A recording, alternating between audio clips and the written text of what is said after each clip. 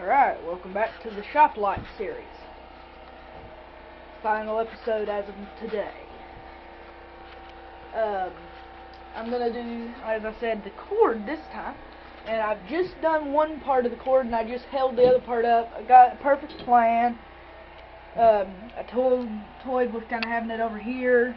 And then I realized most of the work, if you're just hanging one light and you kind of do it this way, you almost could just, the way mine is here, I could almost not bother with the other cord. But then I'm only going to have 4 slots for tools if I have my 2 lights in 2 of those slots.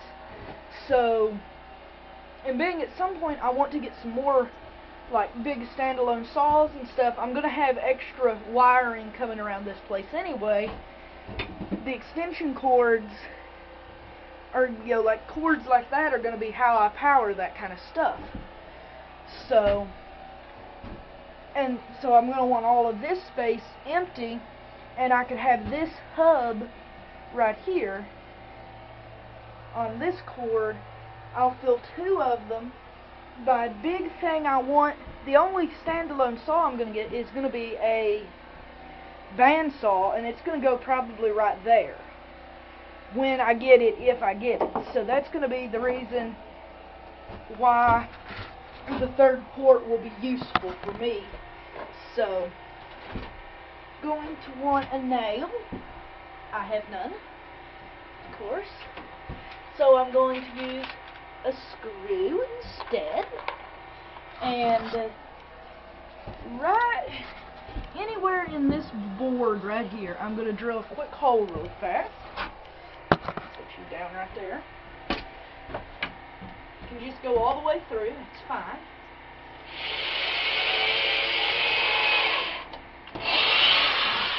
Hole is drilled. I don't have any more hooks, but a screw like that, just a little 1/4 inch long, I think is what these are. That one's full of paint. That one's full of paint. These are all used, by the way. Not that many from the place are full of paint. I have had them, quite a few full of paint from places before. Start the screw and put it in till it's good and secure. This one I think will be long enough. Obviously I can't try this kind of stuff because then I would already have a hole drilled. That'd make for a very interesting story, wouldn't it? So what we're going to want to do, as you can see about how far I put that screw in, that should be now enough to hang the cord over, sort of like I was doing with these hooks all down through here. And I've took and used nails and made like cases and everything. Cords out of nails. Now I'm going to take and wind it up with, I can't say how much to leave because I don't know how far in a distance you're going to have to span with this stuff. So hang it right there. You're going to want, alright, now what you're going to want to do is put in another screw, but this time do a long one, like that, in there. You can do the same thing with nails. If you have nails, this is actually much easier with nails.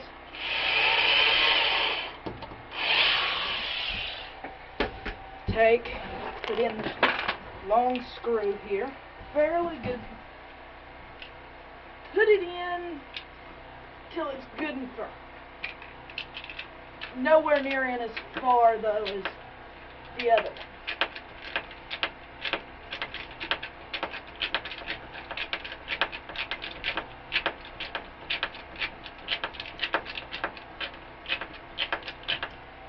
That should be about right. Show that to you. See about there? That's about what you want.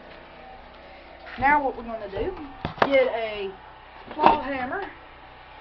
Take your cord, pre-coiled, mine's frozen, so I've got the advantage of it kind of bent for me.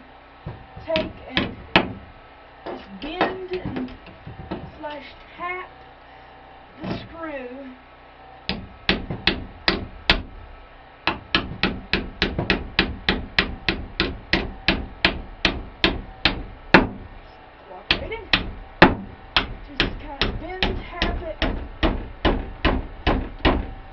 down over the cord, make sure the cord still wiggles, make sure you didn't pinch the coating. Use extreme caution not to pinch the coating. That's what that should look like. Easier done with nails. See, it wiggles back and forth. Nothing is broken, nothing is torn. The cord didn't have any tears in it, I don't think, before. This piece could get moved, so I'm going to, because I'm kind of also setting this up in the means of I plan on getting that other saw. So, you know, if you're just setting up the shop, I would kind of think of that also when setting this up. I'm going to drill one more hole over here,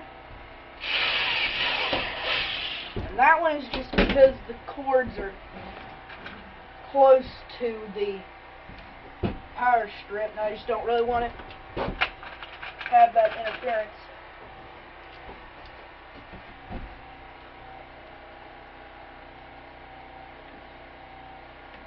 To do with the hole, and here's the hole. That's what I did with the hole. It's a weird phrasing.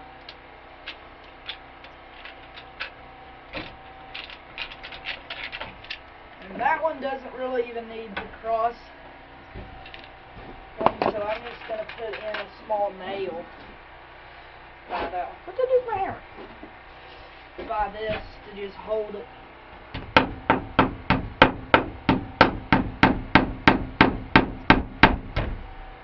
That was my finger. So that's that done. That's that part of the electrics secure. You could loop that behind that one, but that cord's permanent. That goes through a hole in the wall back there, out to the generator, which is running all this.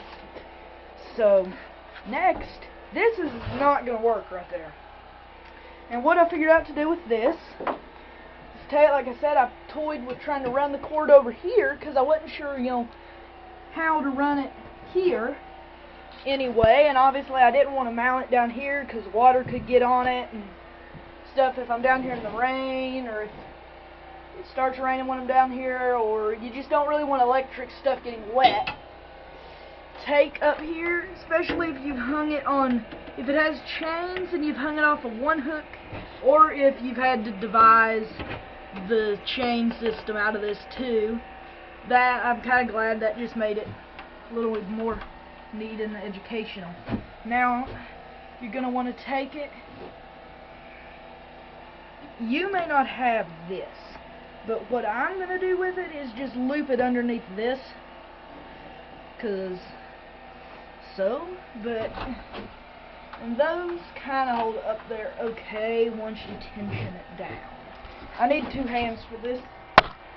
You gotta pull it tight, and that keeps it up there. But not so tight that you do that.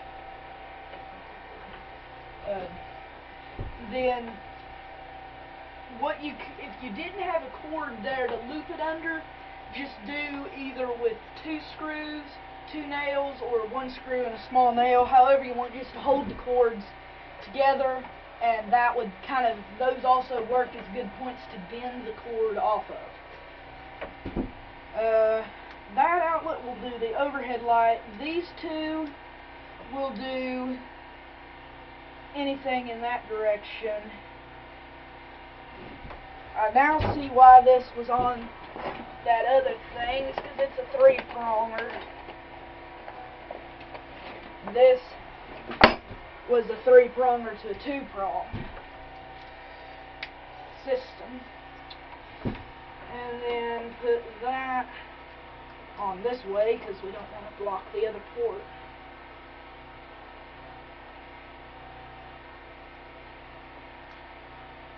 Sure, it might have to go this way. Looks like it has to go on that way. In that case, we'll put it on the top one, right? Alright. That should be that done. we ever plug in another plug, we've got a plug right there, and we have a plug on the back of this little thing. Looks like it came from the Walmart, Mr. Wally Mart.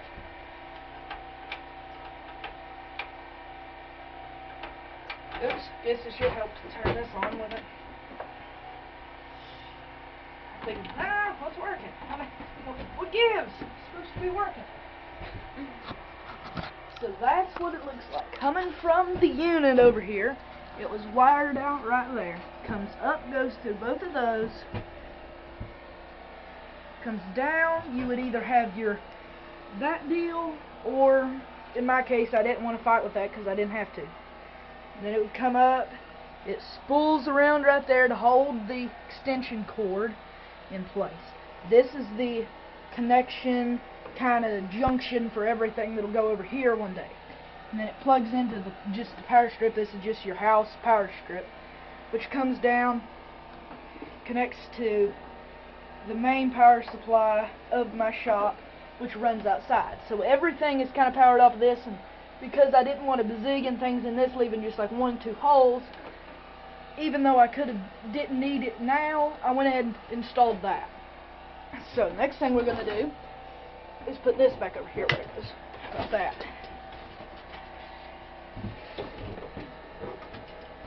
Get it out of the vise. It's not where things like that go. We'll bend it around. I think it's on it.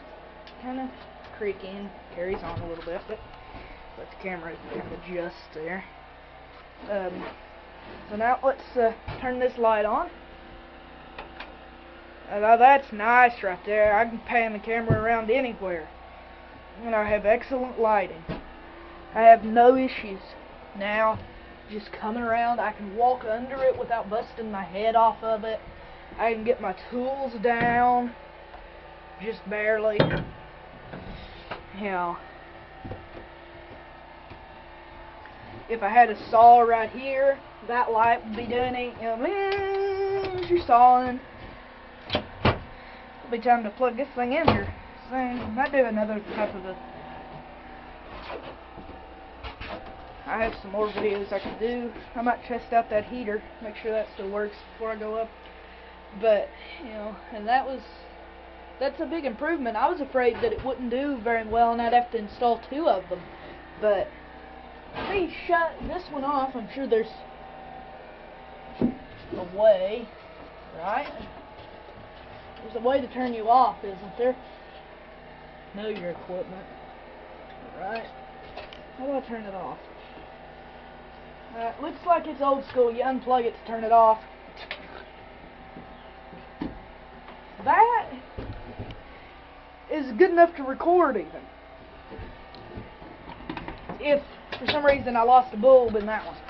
Both bulbs, you can't see any of that. I can't really look at it either. Both of those bulbs work. They're like, you know, those fluorescent. They're actually LEDs. Because a fluorescent would be, it's so stinking cold out here at like 30 degrees, they'd be flashing right now. And it's a good crisp LED looking light. So, alright, I've got this heater here. Let me explain another reason why having more than, I'm not ever going to use it. Holy crap. My heater has been there all stinking here, stuff's kind of consumed its cord. Having this heater plugged in here isn't a problem, and this is where it will probably always be plugged up at. But then that only leaves me 2 slots. That actually is a bit of a problem. Actually, that would leave me 3 slots, because one of those is the power drill.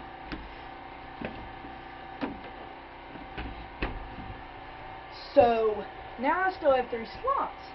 But what if I'm doing a lot of work, you know, someplace else? I might want to move this someplace else. Well, then it's, you know, the cord's blocking me in, where I can run this cord along the ground, or I can run it like right here in some, you know, I can make like a shelf for this heater like right here, and then plug it in off of a off of this cord.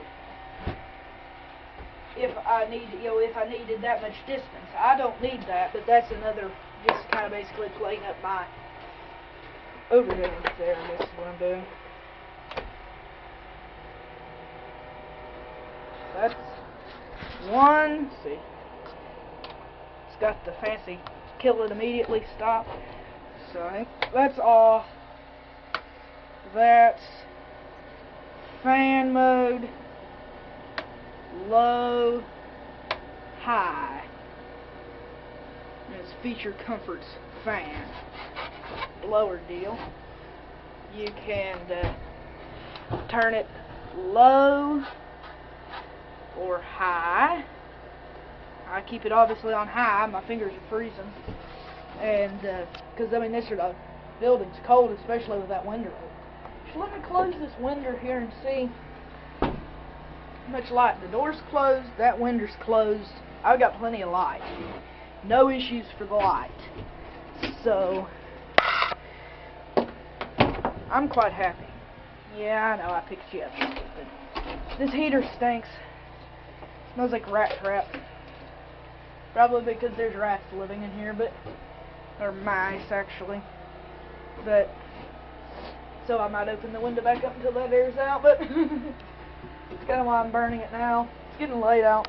It's actually not late. It's probably about 4, but it's winter time.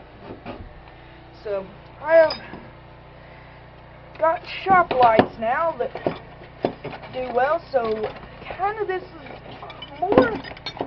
This is important for me being able to safely, safely work down here, but it'll also help with my future videos, because I've looked at some of them when I didn't have good lighting and I couldn't really see what I was up to.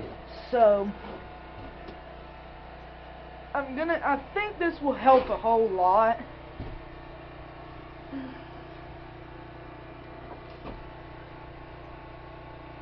With that issue not being as much of an issue.